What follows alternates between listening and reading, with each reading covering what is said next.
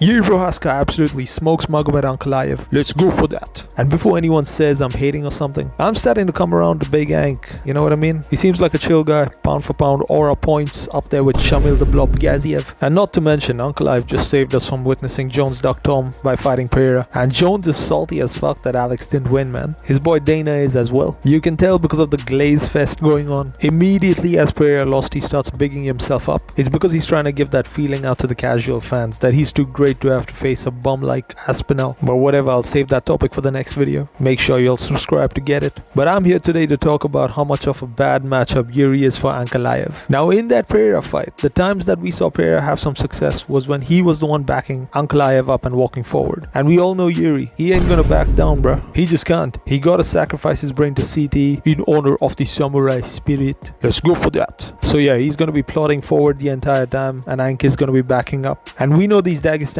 like playing it safe. Ank been talking about how Pereira was on his bike the entire fight and that it's not his fault that the fight was boring. The reality is when Pereira started coming forward, Big Ank was on his bike too. The reason Alex was backing up as much as he was is because of the takedown threat, which we know won't exist in the rematch. Ankalaev was doing a great job constantly dipping low, faking the takedowns to back Alex up. Of course, Ankalaev's speed was threatening too, but Alex closing the range would benefit him, as Ankalaev does like closing the distance and using his speed like MVP light sort of. And also Pereira got a lot of power in his short shots. Of course, I don't need to mention it, but his left hook that he can land up tight is just ungodly. So yeah, that's a little bit of what we should see in the rematch. But going back to Jiri, like I said, he's going to be the one going forward. Is he going to be eating some shots? Yeah, most likely. I mean, which Jiri fight have we not seen him eat shots? Ankalaev is the fastest dude in the division. No way you're dodging all them bullets. But Jiri got the best chin in the division. I know the chin aura for Jiri kind of faded after he got put out by Alex twice, but that's fucking Alex Pereira. Ankalaev got lucky not to eat any of Alex's shots clean. Pause. And we saw Ankalaev land his strongest shots clean on Pereira, and he just ate that, seemed to recover pretty quick.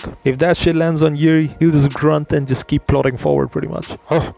Let's go for that. Not to mention that shot Ank landed was when he had Pereira backed up. There won't be any backing up for Jiri. You know what though, I think this fight will look quite similar to Jiri versus Rakic, minus the leg kicks. Ankalaev doesn't have close to as detrimental leg kicks as Rakic does. Now a lot of people will be like, why wasn't Rakic able to land significant leg strikes on Ankalaev? It's because similar to Pereira, his main kick is that rare outside leg kick. And of course, Ankalaev being a southpaw, it wasn't open, so they had to go inside or throw the lead leg, which didn't have the same effect. Jan fucked up Ankalaev's legs because he's just a fucking barbarian who doesn't give a fuck. He just went shin to shin with him because he knows his bones are denser. Insane. But yeah, Ankalaev has decent leg kicks, but he ain't Rakic or Pereira. We won't be seeing Jiri stumbling like he's on a moving bus. Now with the grappling side of things, before the Alex fight, Ankalaev still had a decent bit of wrestling aura. I mean, we saw him do this shit to Jan. We can't just ignore that. However, I knew the grappling wasn't going to work on Alex. However, just the threat alone helped him through that fight. After seeing that Pereira fight, Jiri won't be as worried about Ank's grappling. Pereira is just a little infant when it comes to the MMA. He's just taking his first few steps and he was able to stuff 12 on 12 takedowns. Matter of fact, Pereira was the only one with a takedown in the fight. So Jiri is going to go in there confident, like he's going up against a striker. He's just going to be trying to tism his way through the entire fight.